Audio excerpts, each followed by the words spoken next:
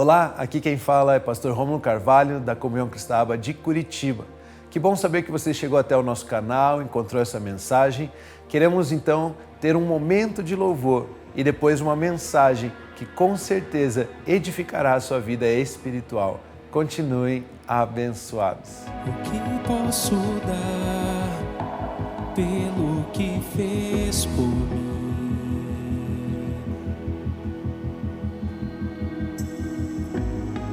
O que posso fazer para retribuir?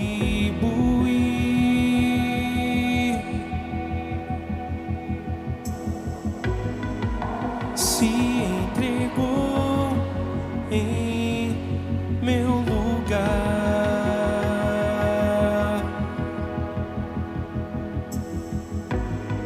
num gesto de amor, me deu vida para reinar. Eu acredito no que Cristo fez por mim. Eu acredito no poder do seu amor. Na cruz, Jesus me amou. O que posso dar pelo que fez por mim?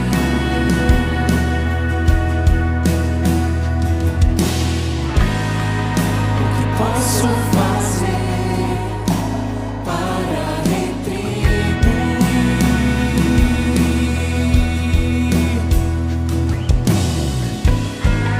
Se entregou em meu lugar,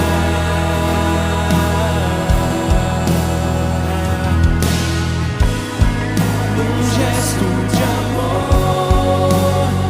me deu vida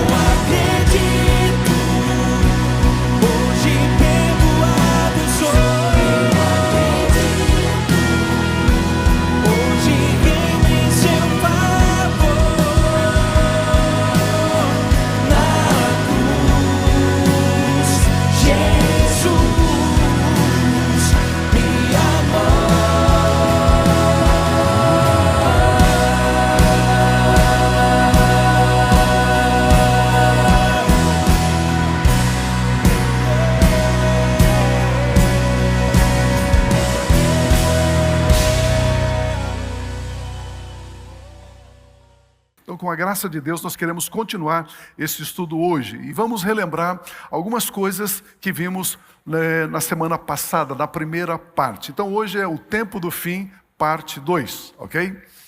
Antes do fim de todas as coisas, eu e você precisamos entender isso. Antes do final de todas as coisas, o planeta Terra vai passar por 3 importantes eventos. 3 importantes acontecimentos. E estes acontecimentos não têm nada a ver com nações, com governantes, com líderes. São eventos do céu sobre a terra. Independe da vontade humana, esses eventos acontecerão. Então, os 3 grandes eventos é o meu primeiro ponto para você trabalhar lá no seu grupo familiar, conversar, fazer lá um parlatório, né? Bater papo, conversar e enriquecer ainda mais este assunto. O primeiro grande evento é o derramamento do Espírito Santo. Queridos, nesses dias que nós estamos vivendo, já estamos recebendo notícias nos Estados Unidos, na América Central, América do Sul, Europa, África, Ásia, e muitos lugares já está acontecendo um derramar do Espírito Santo de uma forma assim muito, muito extraordinária, muito especial. Em Atos capítulo 2, quando o Espírito Santo foi derramado, ok? Quando ele foi dado à igreja ali no dia de Pentecostes, em determinado momento o apóstolo Pedro, juntamente com os demais discípulos, eles ficaram em pé e Pedro faz estas declarações. Vamos ler Atos capítulo 2, 16 a 18. Mas o que está acontecendo, disse Pedro, às pessoas que estavam ali, é o que foi dito por meio do profeta Joel. O que o profeta Joel profetizou?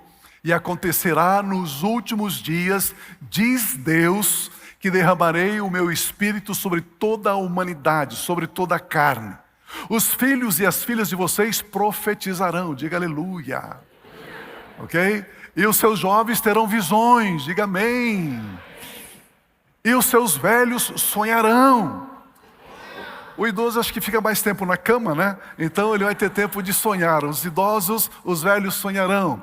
Até sobre os meus servos e sobre as minhas servas derramarei o meu espírito naqueles dias e profetizarão, assim diz Deus, aleluia.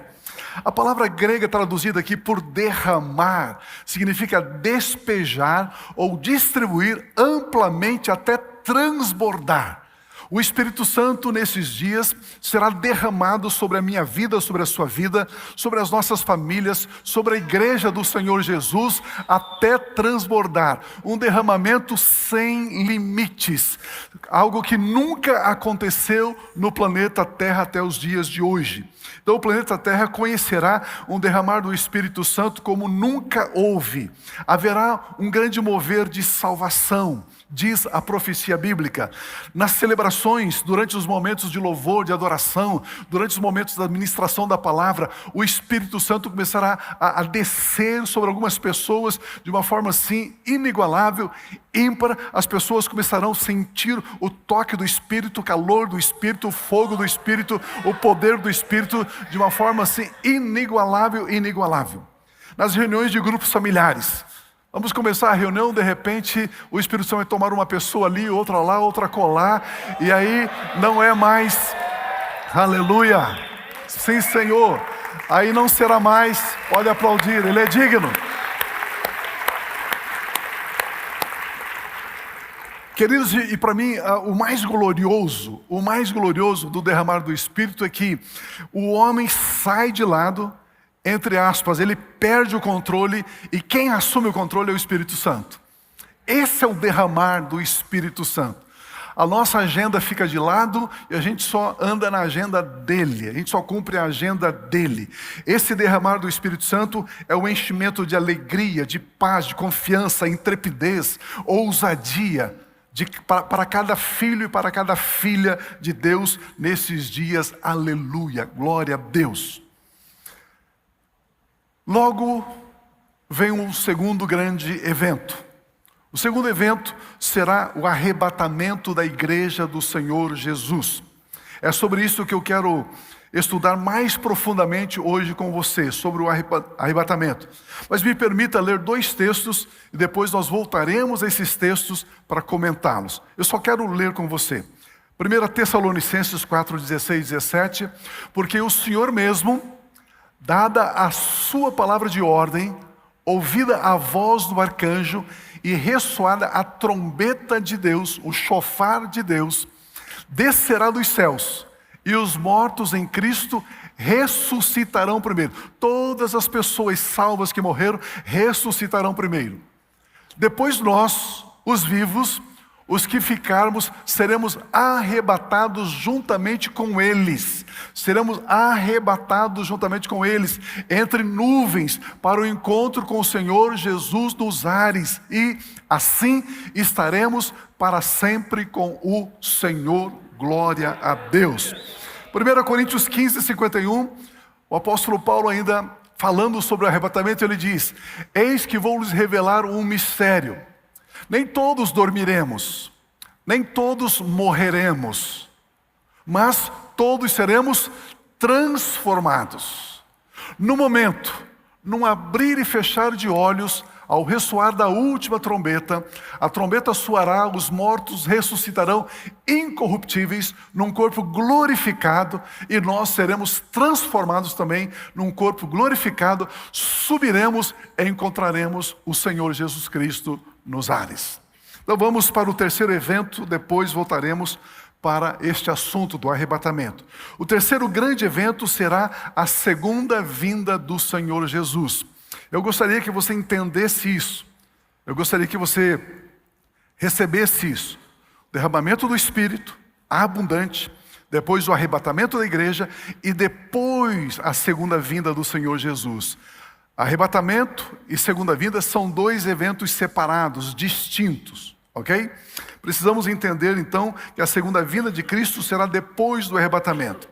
A igreja será arrebatada e ela ficará com o Senhor por 7 anos. Ok? Por 7 anos.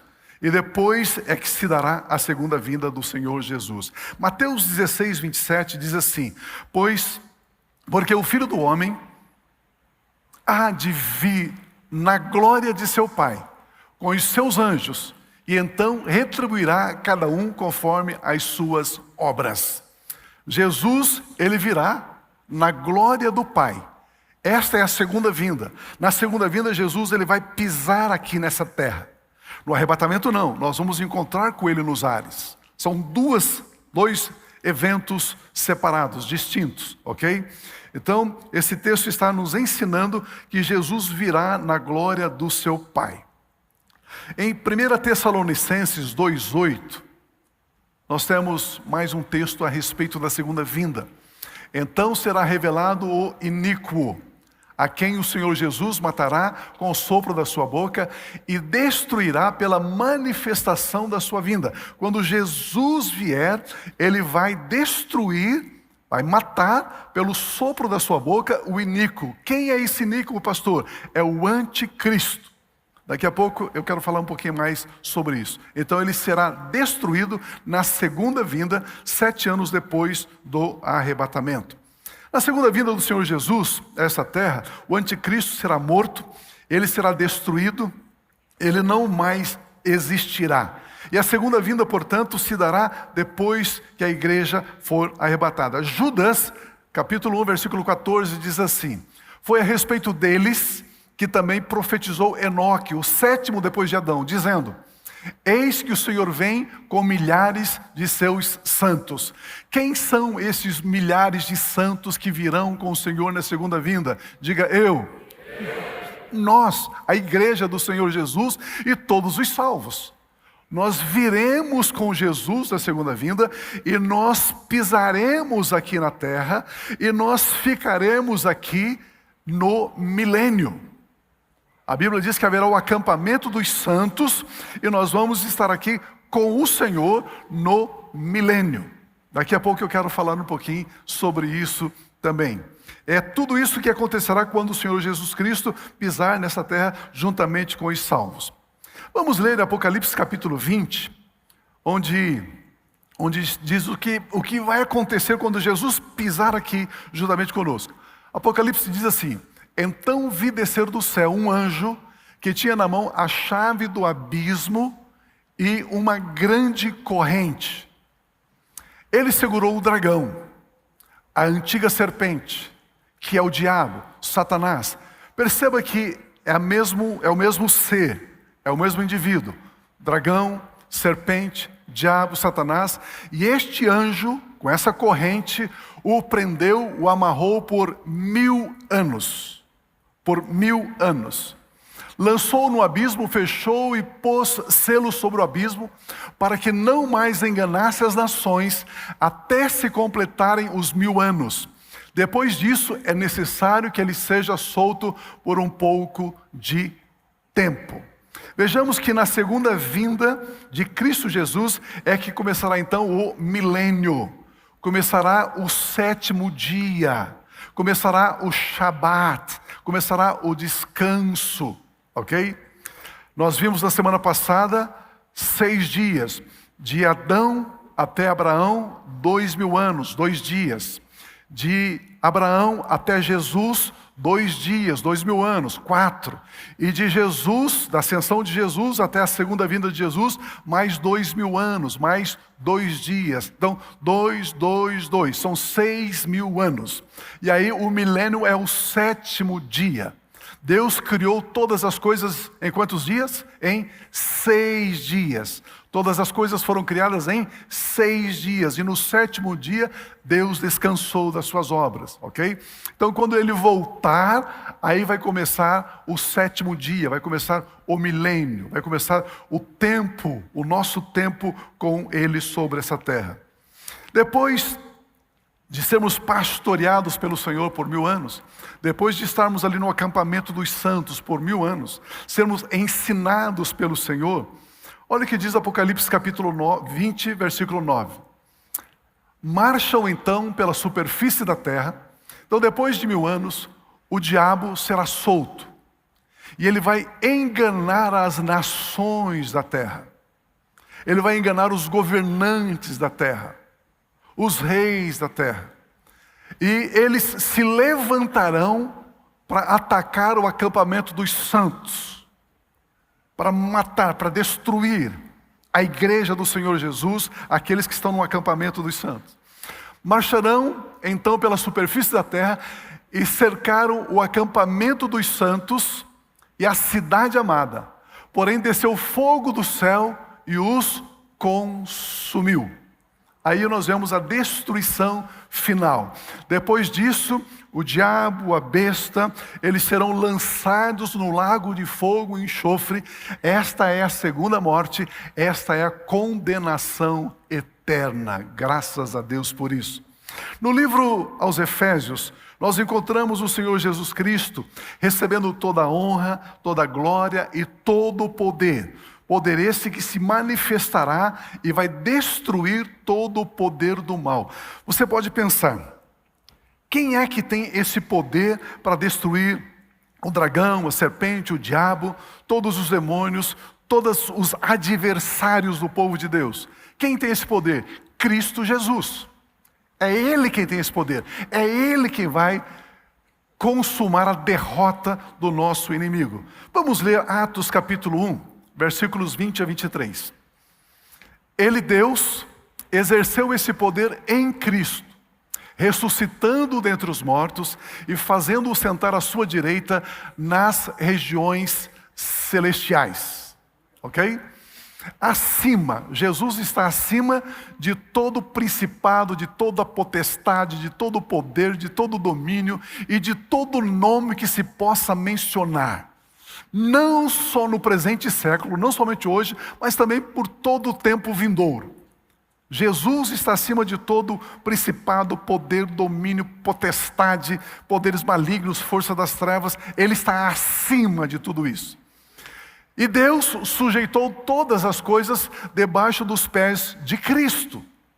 O que é que está fora do domínio do governo de Cristo?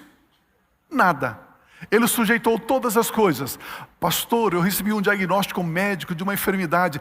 Isso está sujeito, está debaixo dos pés de Cristo. Pastor, estou atravessando um problema com meu filho, com a minha filha. Isso está debaixo dos pés de Cristo. Pastor, a minha empresa está passando por uma crise, uma situação difícil. Isso está debaixo dos pés de Cristo. Precisamos entender isso.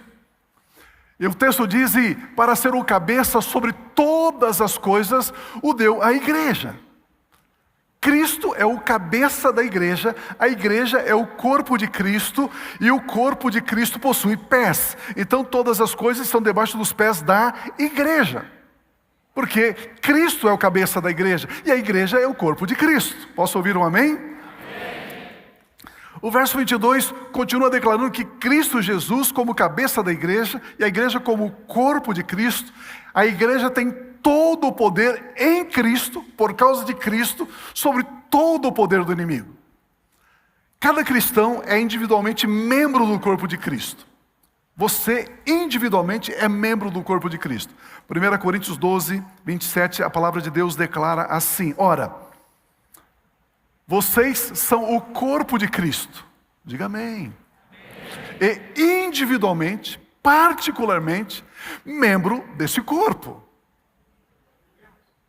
Nós, igreja, organismo da face da terra, nós somos membros do corpo de Cristo. E você individualmente significa que Deus conhece você na sua individualidade, na sua particularidade. Ele sabe quem é você.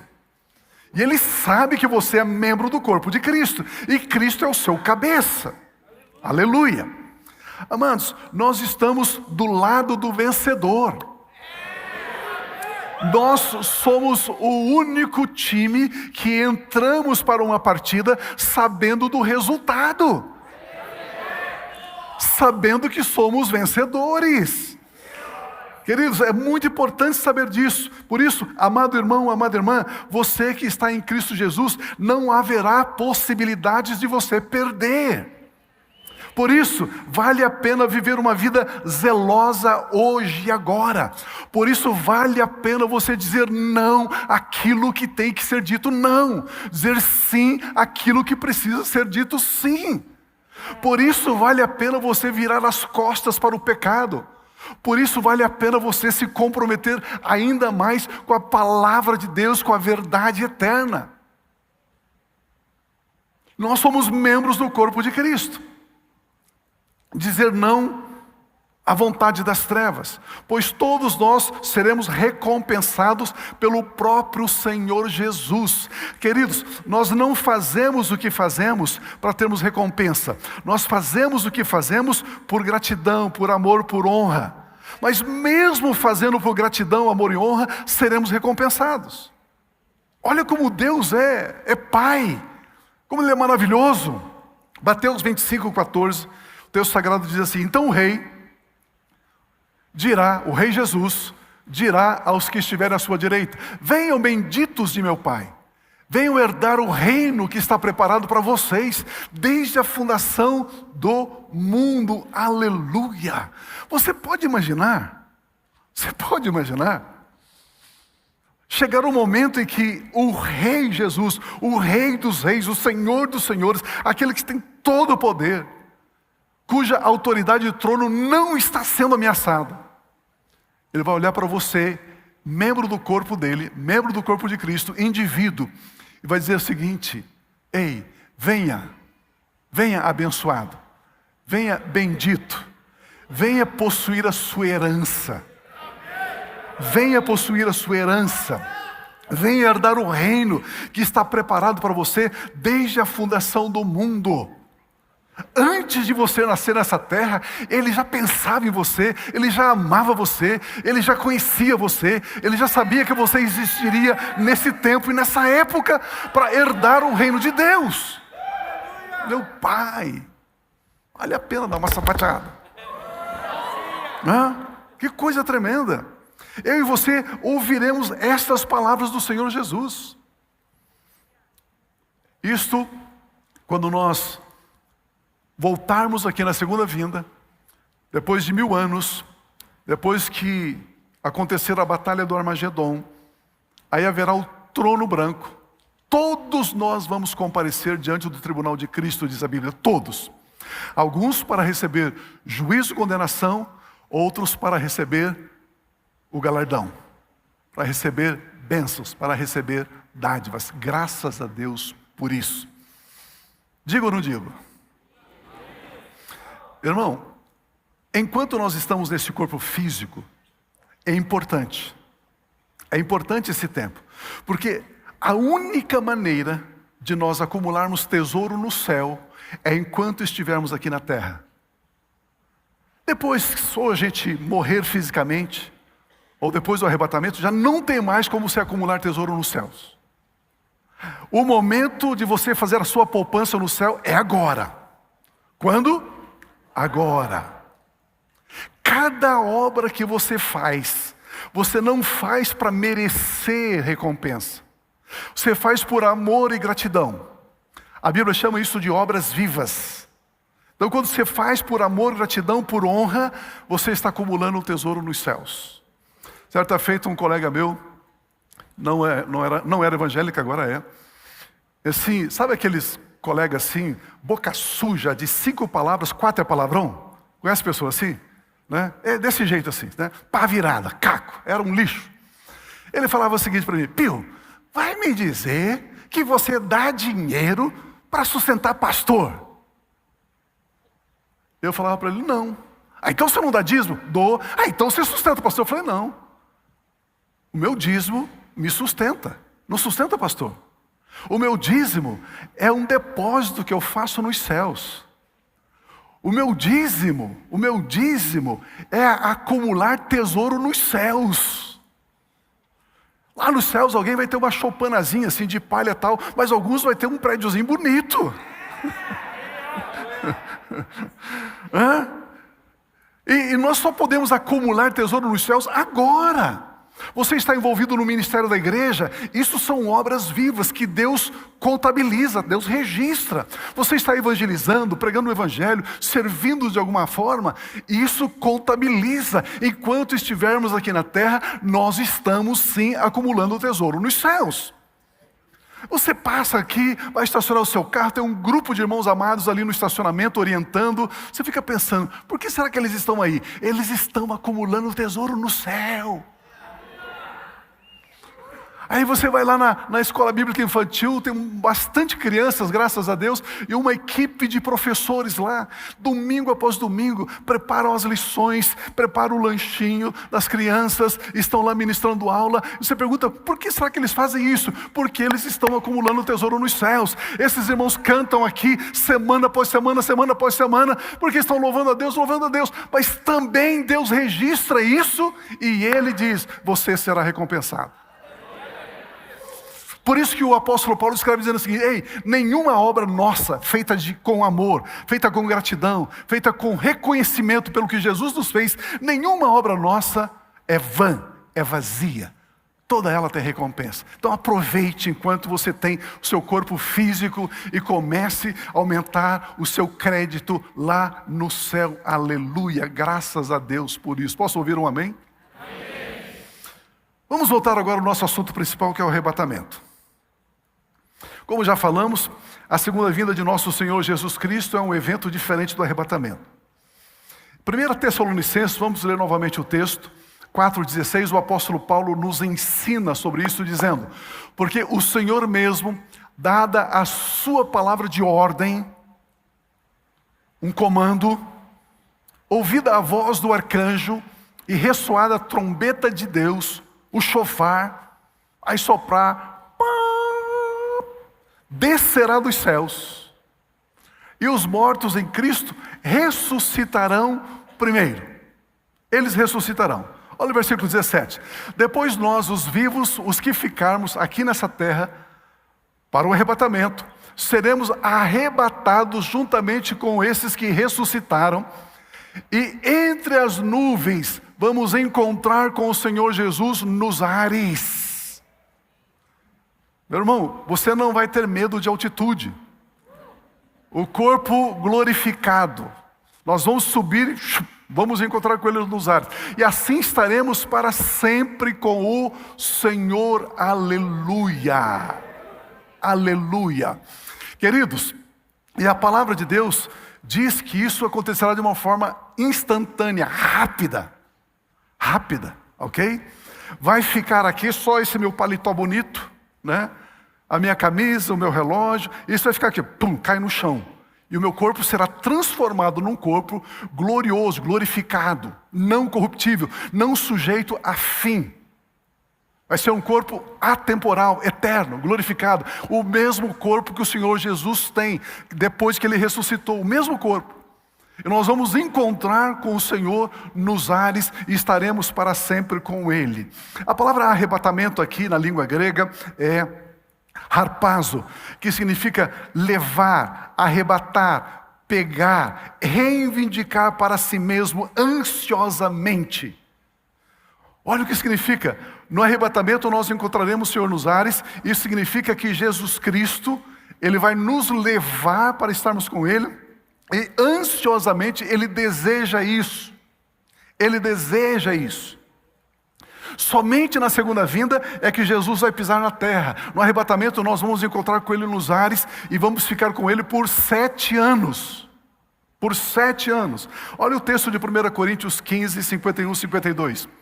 Eis que vou lhes revelar um mistério. Nem todos dormiremos, mas todos seremos transformados. No momento, num abrir e fechar de olhos, num piscar de olhos, pum, você não está mais aqui. O pastor vai estar pregando com o microfone na mão, porque pum, o microfone cai no chão e ele já não está mais. Subiu, já foi arrebatado. A igreja junto, aleluia. Ao ressoar da última trombeta, a trombeta soará, ou o pastor junto com a igreja, né? Fica melhor, né? O pastor sobe junto com a igreja. Ao ressoar da última trombeta, a trombeta soará, os mortos ressuscitarão incorruptíveis e nós seremos transformados, aleluia. Queridos, olha que tremendo isso aqui. Isso vai acontecer de forma rápida. Os salvos que já morreram ressuscitarão, nós vivos teremos o nosso corpo transformado em um corpo glorificado. Isso vai acontecer de forma instantânea e rápida. Já existe algumas companhias aéreas no mundo que não aceita ter piloto e copiloto evangélicos pilotando o mesmo voo. Ele coloca um evangélico e um que não é evangélico. Porque o evangélico vai ser arrebatado, aí o não evangélico vai pousar o avião. Eles não aceitam ter 2 evangélicos pilotando o avião. Pastor, e se eu estiver lá? Você vai ser arrebatado com o piloto evangélico. Você vai embora. Vai ficar só o cinto e a sua roupa lá. Seremos arrebatados, queridos. Num piscar de olhos. As pessoas não nos verão. Elas não verão Jesus. Elas verão Jesus na segunda vinda, mas no arrebatamento não. No arrebatamento não. Aquela mãe que não é cristã, não é salva, aquele pai que não é salvo, que não crê em Cristo, que tem uma criancinha lá de 2 aninhos, só vai estar lá o bercinho vazio. A criança foi embora. E os pais vão ficar. Porque eles não são corpo de Cristo, eles não são igreja, não são salvos, não creem em Cristo. Jesus diz, eu sou o caminho, eu sou a verdade, eu sou a vida. Ninguém vem ao Pai a não ser por mim. Então somente tendo Cristo como cabeça, somente sendo membro da igreja, é que nós subiremos e encontraremos com o cabeça nos ares. Aleluia. Glória a Deus. Estão comigo ainda? Se hoje o seu corpo tem uma unha encravada, isso desaparecerá. Se o seu corpo tem um tipo de alergia, alguma dor, alguma coisa, isso desaparecerá. Se você está acima do peso, isso desaparecerá.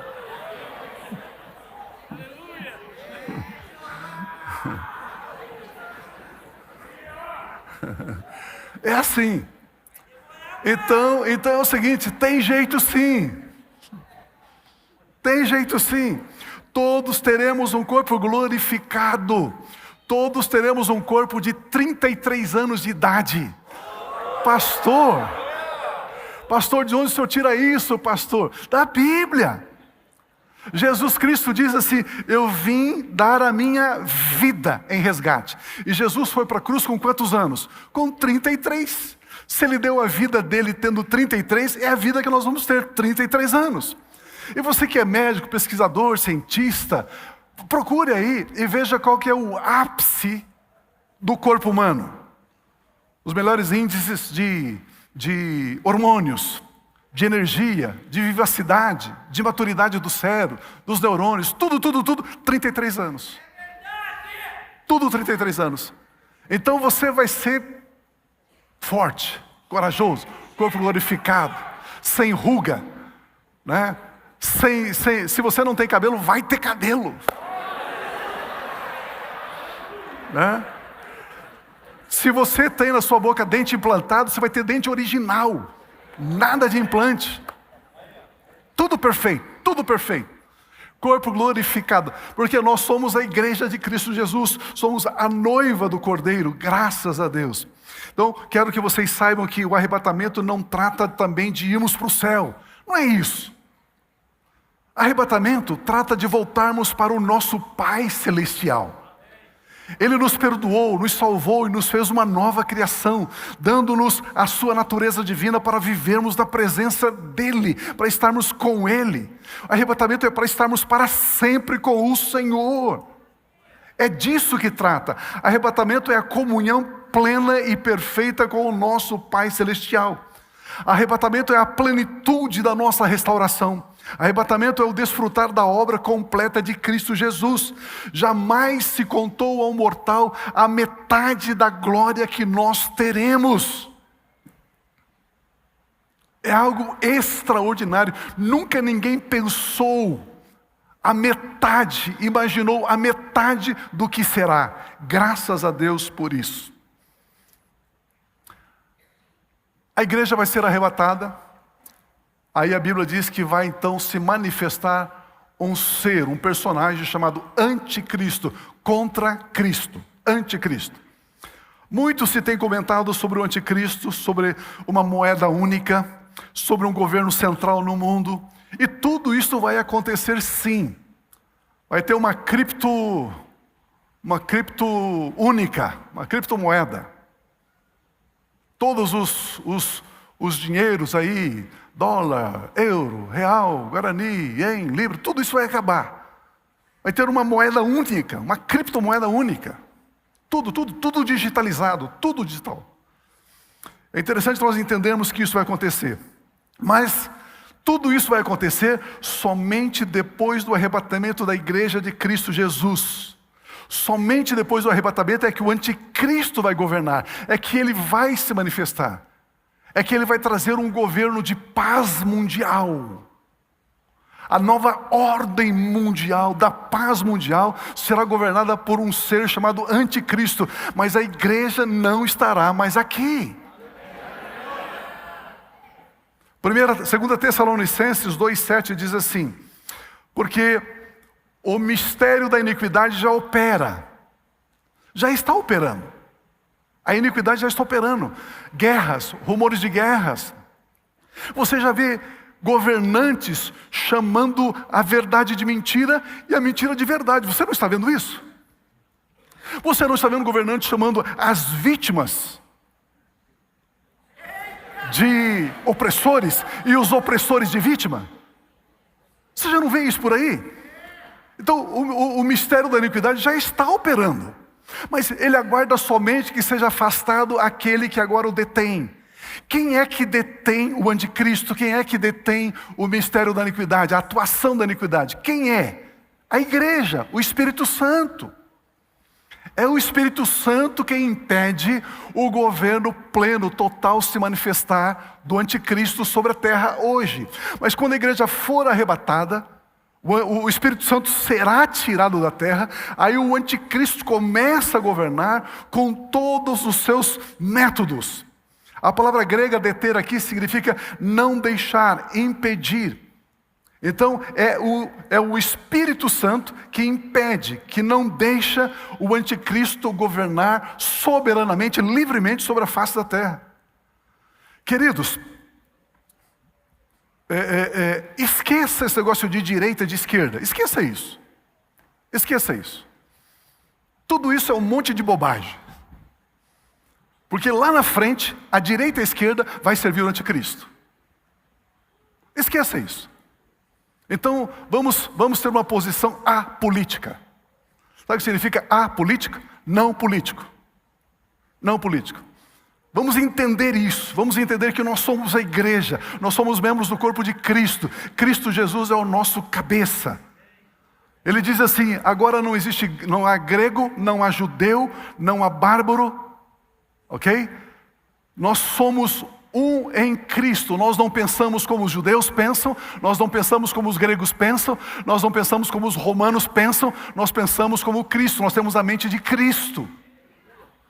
Então, por gentileza, não se envolva nessa discussãozinha boba aí. Não fica defendendo A e B ou C. Saia daí. Saia desse campo minado, bobo. Imagina crente não conversando com outro crente por causa de partido político. Isso não nos pertence, amados. Isso não é nosso. O Espírito Santo que está na igreja, é Ele que está impedindo a total, a plena manifestação do anticristo. E o Espírito Santo somente será tirado quando a igreja for arrebatada. O Espírito Santo sairá da terra. Hoje, a igreja do Senhor Jesus.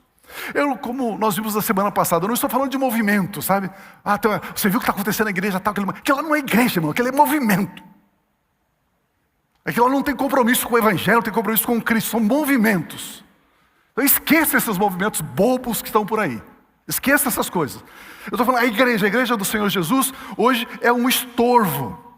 É um atrapalho para os projetos do inferno. Somos nós que impedimos o inferno de triunfar hoje sobre a terra. É Cristo Jesus. Não é a direita não, irmãos. É Cristo Jesus. É Cristo Jesus. Precisamos entender isso. Então, o iníquo, ele vai se manifestar quando o Espírito Santo sair, juntamente com a igreja do Senhor Jesus. Por isso que eu e você somos odiados. Por isso que eu e você somos desprezados. Meu irmão, por isso que aquela festinha que acontece na sua família, eles não convidam mais você.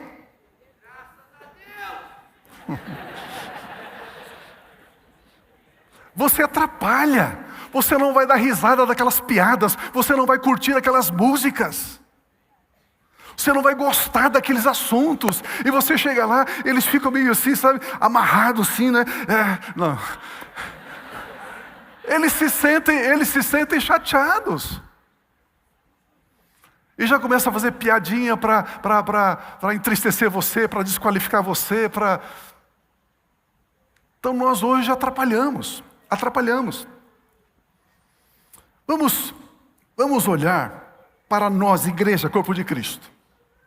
Então, meu terceiro e último ponto, o corpo de Cristo. Conforme já lemos em Efésios 2, 22, vamos ler mais uma vez. E sujeitou todas as coisas debaixo dos pés de Cristo. E, para ser o cabeça sobre todas as coisas, o deu à igreja. Versículo 23. A qual é o seu corpo, a plenitude daquele que tudo enche em todas as coisas. Jesus Cristo é o único cabeça, ou seja, o único Senhor da igreja. O único. Okay? E Deus Pai colocou todas as coisas debaixo dos pés de Cristo. Os pés estão localizados no corpo, portanto, se você está no corpo de Cristo, todas as coisas também estão debaixo dos seus pés, porque Cristo é o cabeça da igreja, Ele é o seu cabeça. Entenda isso, o seu poder, a sua graça, a sua autoridade. Por essa razão, você que é membro do corpo de Cristo, você tem autoridade sobre todo o poder do mal. Você, indivíduo que está no corpo de Cristo, tem poder e tem autoridade sobre tudo aquilo que o inimigo quer fazer contra você. Desde que você seja membro do corpo de Cristo, desde que você esteja em comunhão com o corpo de Cristo, em comunhão com a igreja, você é mais do que vencedor em Cristo Jesus. Amados, agora fora do corpo, ou seja, recusar a comunhão do corpo de Cristo, que é a igreja, nós não temos acesso ao poder de Deus, nós não temos autoridade. Eu escrevi um livro, esses dias atrás, sobre autoridade. Se você ainda não leu, por gentileza, programe aí para ter esse livro. É muito importante para você conhecer quem você é, a autoridade que você tem, como você pode abrir e fechar, ligar e desligar. Como você pode não mais honrar, não mais temer honrando as adversidades. Saber que tudo isso está debaixo dos seus pés. É muito importante conhecermos isso. Agora, me permita colocar aqui 4 sinais que mostram as marcas daqueles que estão no corpo e que serão arrebatados. 4 marcas. De repente ajuda você a se posicionar, a se localizar. Pastor, será que eu vou ser arrebatado? Pastor, eu estou meio, assim, puxa vida, essas mensagens, eu quero ouvir, mas também não quero, eu fico meio inseguro. Então, 4 sinais. 4 sinais que nos ajudarão. 1 Pedro capítulo 4, versículo 8. Olha o que esse texto sagrado diz. Acima de tudo, primeiramente, prioritariamente, em primeiro lugar, a agenda mais importante, acima de tudo, tenham muito amor uns para com os outros, porque o amor cobre multidão de pecados. O primeiro sinal, amor. Deus é amor. A Bíblia diz que quando nós nascemos de novo, o Espírito Santo foi dado a nós e foi derramado no nosso espírito o amor de Deus. Amor. O amor ágape. O amor incondicional. O amor que ama e não quer nada em troca. O amor que não espera ser correspondido. Este é um sinal daqueles que estão no corpo de Cristo. Não são aqueles assim, não vou mais no grupo porque o meu líder não me deixou falar. Porque eu não estou falando dessas bobagens, eu estou falando de amor. Acima de tudo, amem. E no soar da trombeta, estes subirão. Acima de tudo. E o texto continua no versículo 9. Sejam mutuamente hospitaleiros, sem murmuração, sem reclamação. O versículo 10. Sirvam uns aos outros, cada um conforme o dom que recebeu, como encarregados de administrar bem a multiforme graça de Deus. Então, nesse texto nós encontramos 4 sinais que mostram as marcas daqueles que serão arrebatados. O texto bíblico afirma: tenham muito amor uns para com os outros, sejam mutuamente hospitaleiros, sirvam uns aos outros. Estas são funções dos membros do corpo de Cristo. Quem não está inserido no corpo de Cristo não pode cumprir estas funções. Como que eu posso amar os meus irmãos se eu não estou no corpo, se eu não me relaciono com o corpo? Como que eu posso servir os meus irmãos, eu ser hospitaleiro com os meus irmãos, se eu não estou no corpo? Como que eu posso servir, amar, ser, sem estar no corpo? Quem não está no corpo, quem não está inserido no corpo de Cristo, não cumpre essas funções. Gálatas capítulo 5, versículo 14 diz: porque toda lei se resume, se cumpre em um só mandamento, em um só preceito. Qual? Ame o seu próximo como a você mesmo. Tudo se resume neste, diz a Bíblia. Estas são as práticas que mostram a Deus se amamos ou não o corpo de Cristo, que é a igreja. Devemos amar uns aos outros assim como Cristo Jesus nos ama. Quando estamos fora do corpo de Cristo, todo o poder do inimigo que está debaixo dos pés da igreja não está debaixo dos nossos pés, porque nós estamos fora do corpo. Fora da igreja, o inimigo governa sobre as pessoas. Cristãos que vivem debaixo de derrota após derrota, demonstra que o compromisso dele com a igreja é superficial.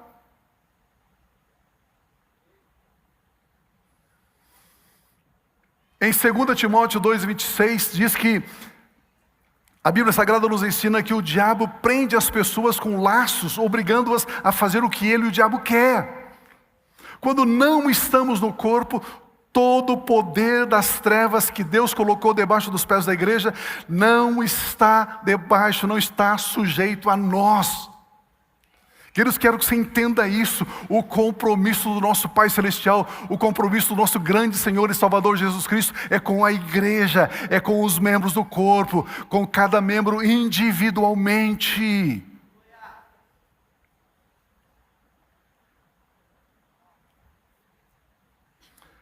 Me permita repetir. Fora do corpo de Cristo Jesus não existe domínio sobre o mal. Fora do corpo de Cristo Jesus somos presas fáceis do mal. Fora do corpo de Cristo Jesus colecionamos derrotas após derrotas após derrotas. Entra ano e sai ano, entra ano e sai ano. E aquele amadinho, sabe, aquela vida ruim, difícil, apertada, miserável, derrotada, ele precisa entrar no corpo de Cristo.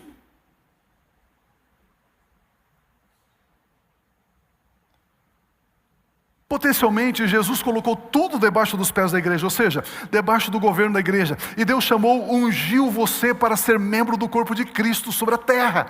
A nossa proteção está no corpo de Cristo.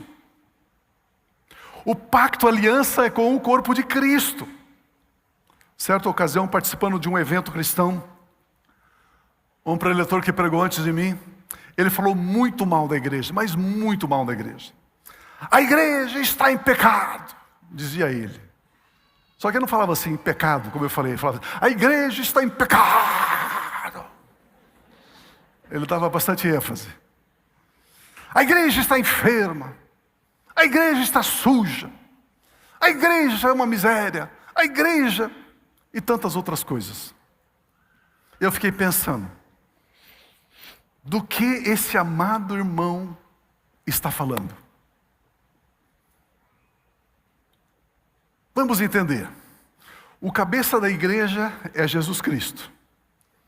Quem guia e quem cuida da igreja é o Espírito Santo. A linguagem da igreja é a palavra de Deus. As portas do inferno não prevalecem contra a igreja de Cristo Jesus.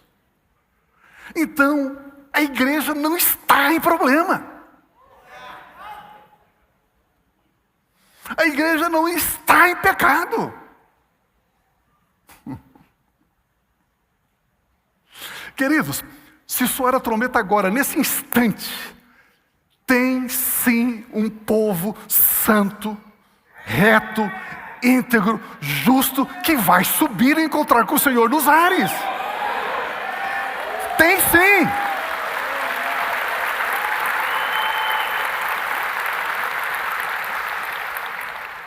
Eu não posso ter um relacionamento profissional lá com um advogado e ele ser um pilantra e dizer que todos os advogados não prestam. Eu não posso me encontrar com um profissional de alguma área e ele for infiel nos contratos e dizer que todos daquela área não prestam. Eu não posso generalizar.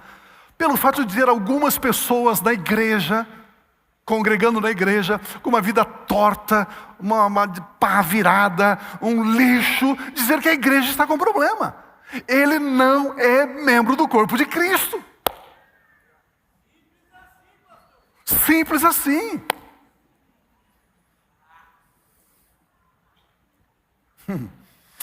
Eu entendi que aquele pregador, ele não conseguia fazer distinção entre igreja, corpo de Jesus Cristo, igreja organismo e igreja organização. São duas coisas distintas. Assim como um rio, quando passa por um estado, imagina um rio que nasce no estado de São Paulo, passa pelo estado do Paraná e vai lá para o Paraguai. Assim como um rio, quando passa por um estado, ele cabe dentro daquele estado. Mas quando ele sai, ele vai para outro estado, ele mostra que é maior do que o estado por onde ele passou. O rio cabe dentro de um estado na sua largura, mas não cabe no seu comprimento. Pense comigo. Assim é a igreja. Ela cabe dentro de uma organização na sua temporalidade, mas ela não cabe quanto à sua eternidade. A igreja é maior do que qualquer denominação. Precisamos entender isso. A igreja de Cristo Jesus é maior do que qualquer organização. As denominações passam, mas a igreja de Cristo Jesus permanece para sempre.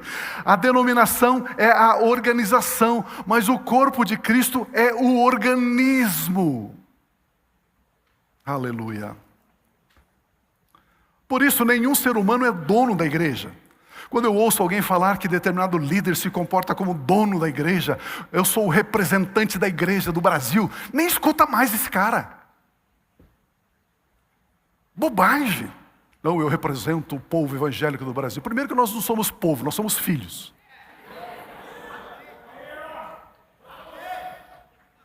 É desse jeito. Então quando alguém, sabe, se auto-intitula, né, o cabeça da igreja no Brasil, fuja daí. Para de ouvir esse camarada. Eu penso que existe uma confusão na interpretação. A igreja tem somente um dono, que é Cristo Jesus, só Ele é o cabeça da igreja. Os maus líderes agem como se não tivessem que prestar contas a Deus. Mas todos os bons líderes se comportam sabendo que vão prestar contas do seu trabalho. Por isso são zelosos, amorosos. Por isso trabalham com temor e com tremor. Deixe-me lhe dar um exemplo. Quando Jesus foi até o Rio Jordão para ser batizado por João Batista disse: não, eu não vou batizar o Senhor. Eu não sou digno de soltar as correias das suas sandálias. Olha o que Jesus responde a João Batista em Mateus 3,15. Ele diz assim: mas Jesus respondeu: deixe por enquanto, porque assim nos convém cumprir toda a justiça. Deixe por enquanto. Diga comigo: deixe por enquanto. Então João concordou. Isso aqui é organização. A expressão deixa assim por enquanto fala da temporalidade da organização. Mas enquanto fala de uma medida de tempo, algumas coisas precisam ser feitas assim por enquanto.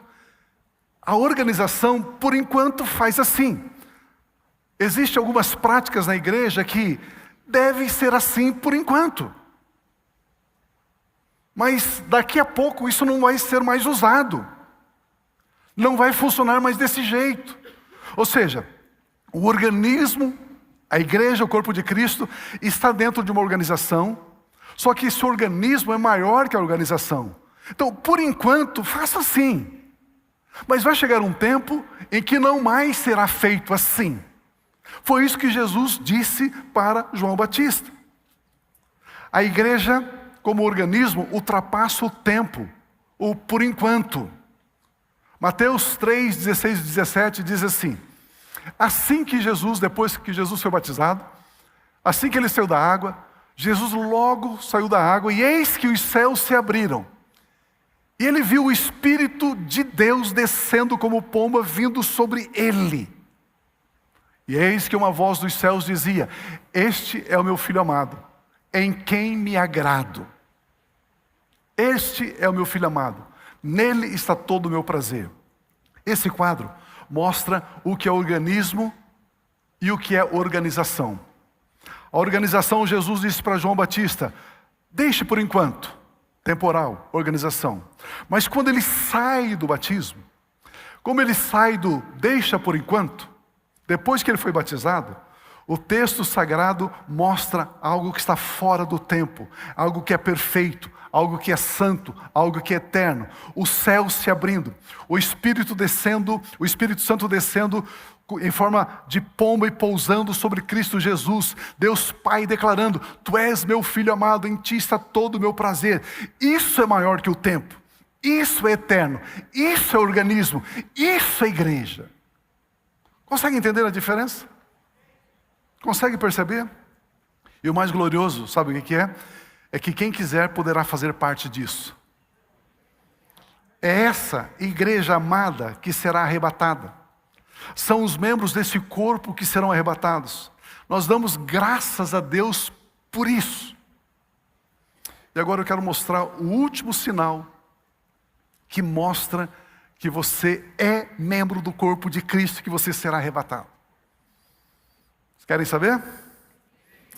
Nem todos. 1 Coríntios, capítulo 11, 23 a 26.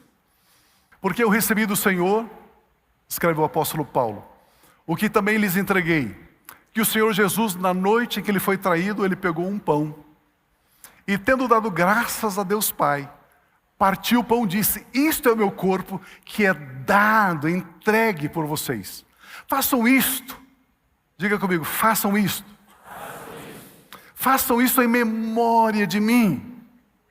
Do mesmo modo, depois dele ter comido o pão da ceia, ele pegou também o cálice, dizendo: este cálice é a nova aliança no meu sangue.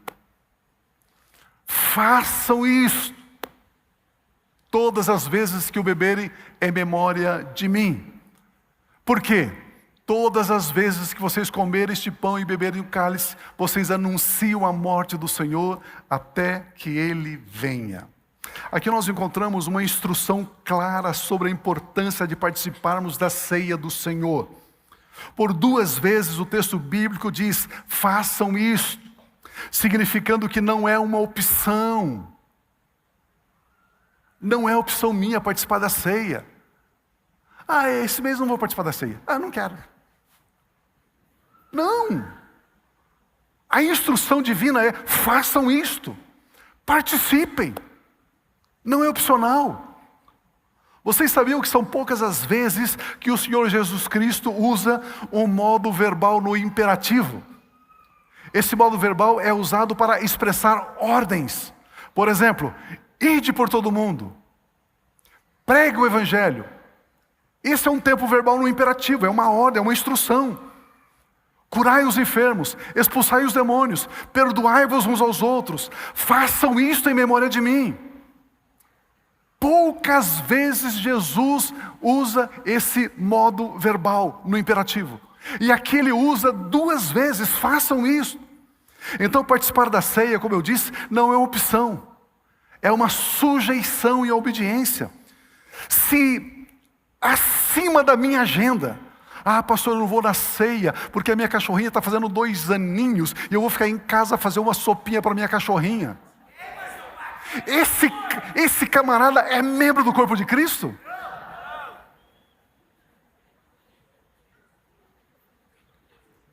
Meu Deus, acertei alguma pedrada em alguém aí, não?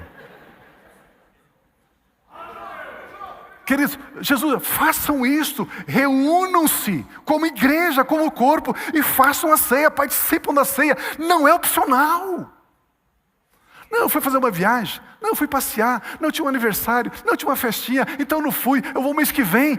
E se houver um arrebatamento entre a última ceia e a próxima?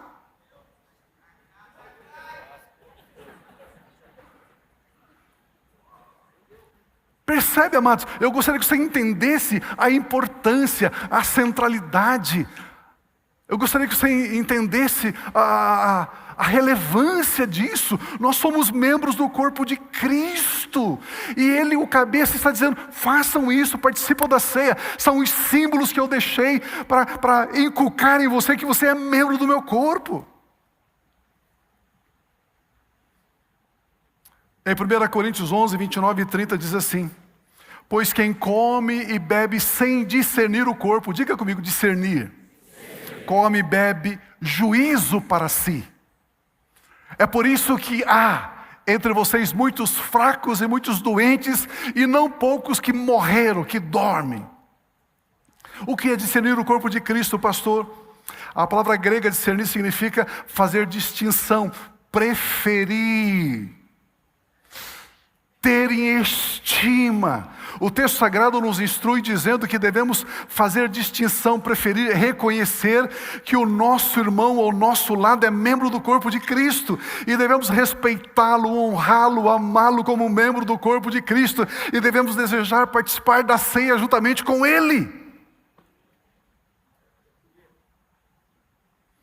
Quando estas verdades, elas não fazem parte ainda de mim, isso, existem fracos e doentes e alguns que já morreram.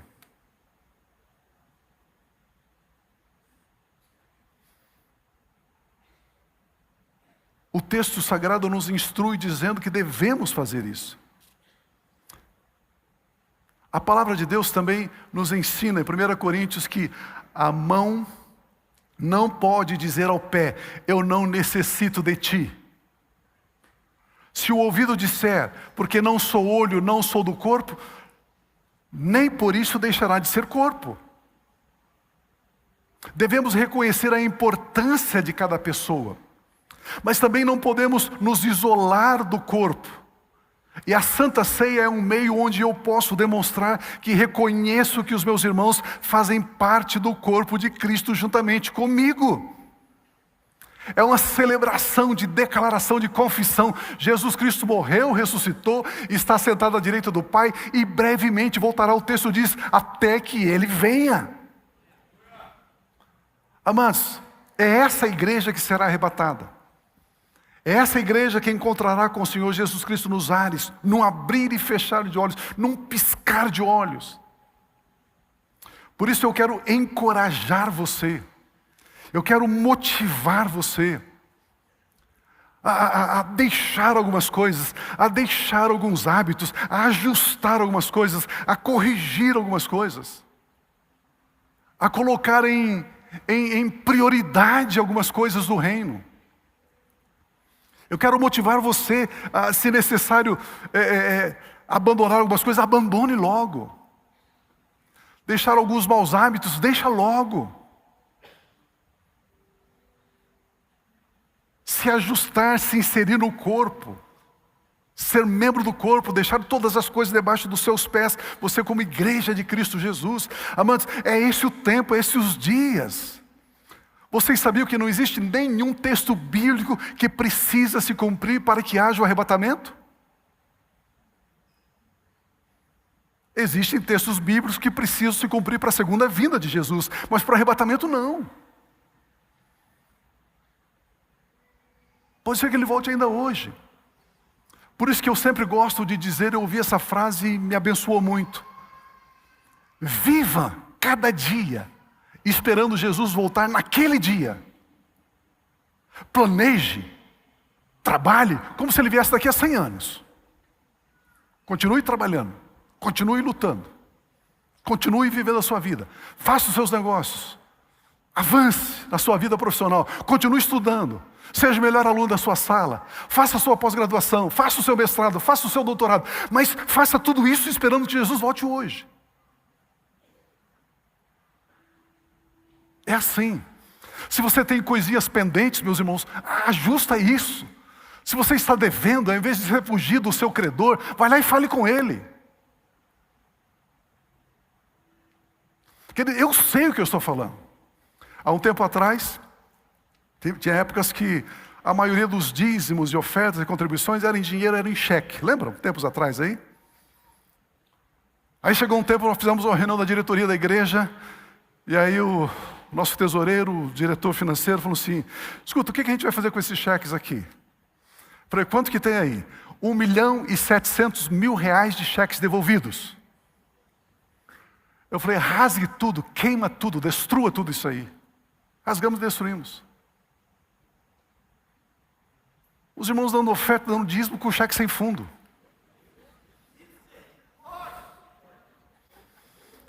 E como igreja, se o seu cheque voltar, a gente não representa, não. Não. Aí vai fechar a sua conta, você vai ter problema? Não. É a igreja é culpada de eu ter a minha conta encerrada. Então a gente guardava esses cheques. Somamos mais de 1.700.000 reais de cheques devolvidos sem fundo. Rasgamos, queimamos, destruímos. Meu irmão, não viva a vida assim. Se na igreja o camarada dá cheque sem fundo, imagina aí fora.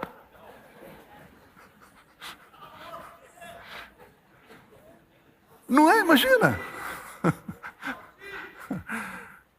O que eu quero aconselhar você, já como pai, como avô, não viva essa vida, meu irmão, não brinque.